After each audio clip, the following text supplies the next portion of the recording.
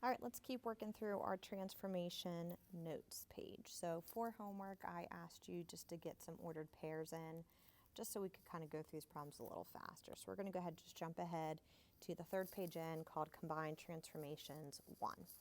So the first thing we want to do is graph our pre-image. The pre-image is the given shape. So we have 610. Oh boy. 1, 2, 3, 4, 5, 6. 1, 2, 3, 4, 5, 6, 7, 8, 9, 10. There we go. There's A. And then B is 6, -4. C is -4, -4. All right, so we'll connect those because we want to be able to see that triangle and how that triangle is changing over time. And our first transformation is by a scale factor of 1/2. What that means is we're multiplying our ordered pairs by 1/2. So we could write that as 1/2 x, 1/2 y. So we have 3, 5, 3, -2, -2, -2. I'm just taking half of each of those numbers, and we're going to go ahead and graph that. This is our image. 1, 2, 3, 4, 5. There's A prime. B is 3, -2. There's B prime, and C is -2, -2. So you can see that our triangle shrunk about the origin. It's like we're zooming our triangle into that origin. All right, the next thing we want to do is a reflection over the x-axis. We're going to take these points and we're going to reflect them. If you're up here and you're reflecting over the x-axis, you're moving down here, right? So your x value is going to stay the same, but your y value is going to become the opposite. So there is our new set of ordered pairs. So let's go ahead and graph that triangle. And we call these A double prime, B double prime, C double prime. So we have 3, -5. There's A double prime. And then 3, 2. And then -2, 2. And there is our new transformed triangle, A double prime, B double prime, C double prime. All right, then it's asking us to find the perimeter of triangle ABC. The perimeter is adding all three sides. So that's side AB, BC, and AC. AB and BC are the easy sides to measure because we can just count the boxes. So when we do side length AB, we're just counting from A down to B, which is the difference in their y coordinates. So we're just looking at the difference of 10 and -4. The difference of 10 and -4 is 14. Then BC, the distance from B to C, is the distance of their x values. So that's 6 to -4, and that's a difference of 10. In order to find AC, we're going to have to do the Pythagorean theorem. A squared plus B squared equals C squared. So 14 squared plus 10 squared equals C squared. Go ahead and take a moment and solve for C.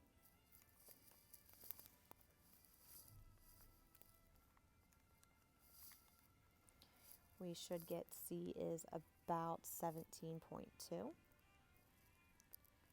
So now to find the perimeter, we're going to add those three numbers up. 14 plus 10 plus 17.2. And we get a perimeter of 41.2 units.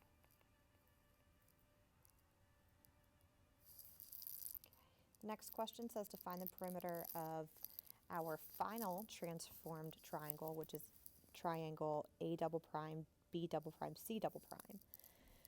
Well, the perimeter is just changing the side lengths, and we dilated by a scale factor of 1/2, which means all of these side lengths are also going to shrink by a factor of 1/2. So AB is going to become 7, BC is going to become 5, and AC, let's take half of 17.2, we get 8.6.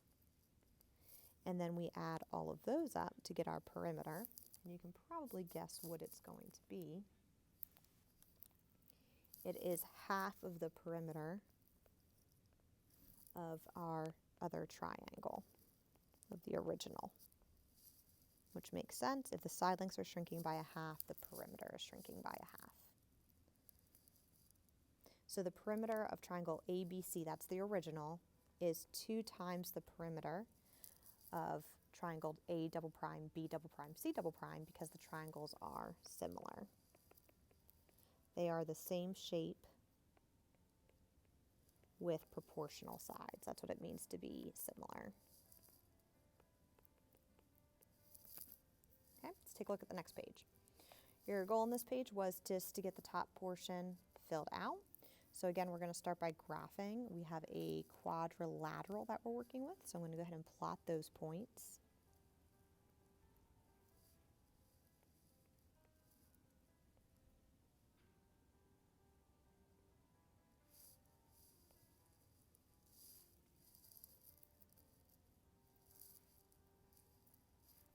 So -6, -7.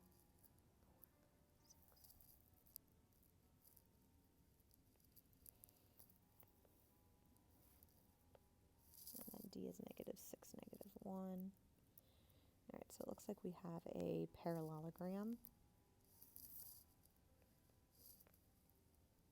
Okay, and we're going to go ahead and start with rotating 90 degrees counterclockwise. So if you think about a clock,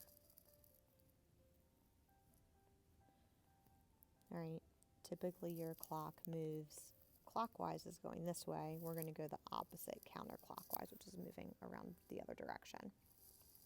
So that means we're going to take each of these and we're going to rotate them this way. We're going 90 degrees, so we're only going 1 quadrant over. So that means every letter is going to move 1 quadrant counterclockwise. So A is currently in quadrant 2. If I'm going 90 degrees counterclockwise, it's going to shift into quadrant 3. The signs of quadrant 3 are negative, negative. B, C, and D are all in quadrant 3. Moving to quadrant 4, the signs of quadrant 4 are positive, negative.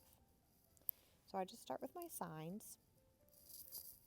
And then we talked about if you're rotating 90 or 270, you flip the X and the Y. So I'm going to take my 3 and my 2 and point A, and I'm going to flip them. So 2 and 3. I'm ignoring their signs. I'm just taking those numbers, 3 and 4, and I'm flipping them. 6 and 7 becomes 7, 6. 6, 1 becomes 1, 6. Okay. I'm going to just erase some of the scratch work here so my picture isn't too crowded. And I'm going to go ahead and graph that rotation. So we're at -2, -3 for A prime, 4, -3 for B prime, 7, -6,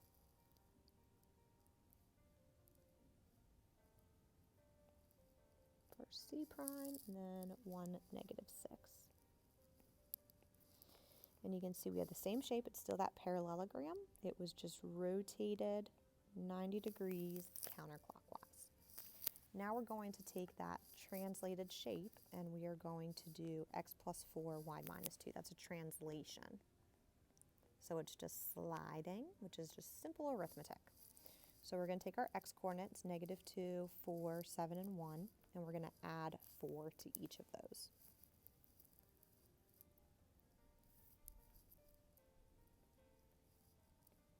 Okay. Then we're going to take the y values and we're going to subtract 2. So -3 minus 2, -6 minus 2, and now we can graph that one. So if we're adding 4 to the x and subtracting 2 to the y, we're going to be moving right and down.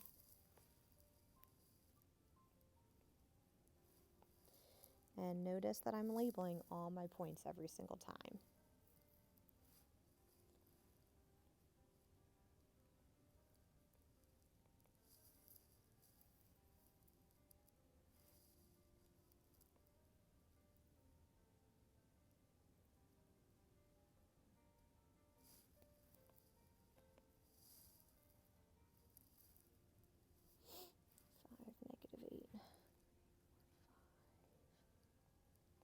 go.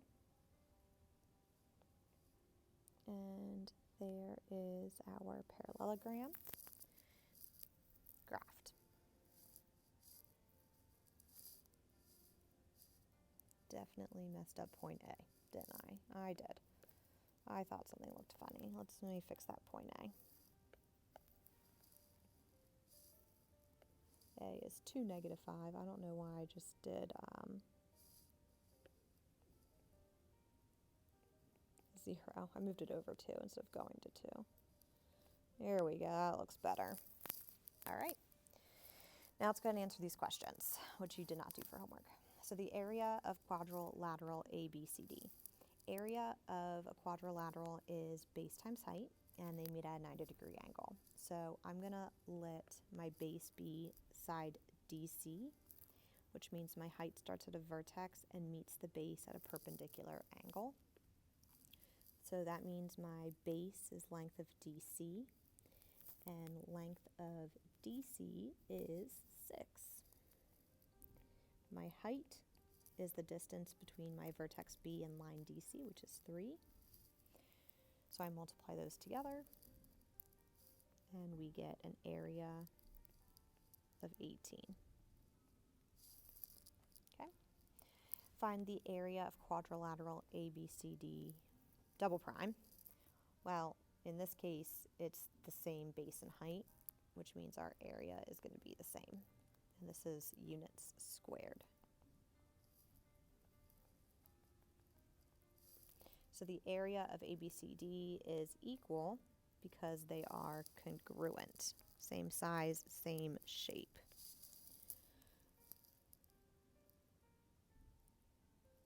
All right, find the length of BC. BC is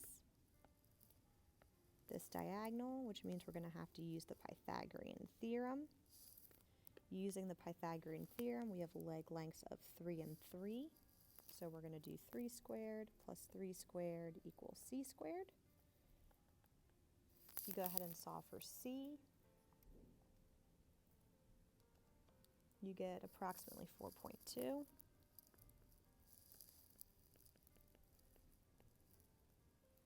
There we go.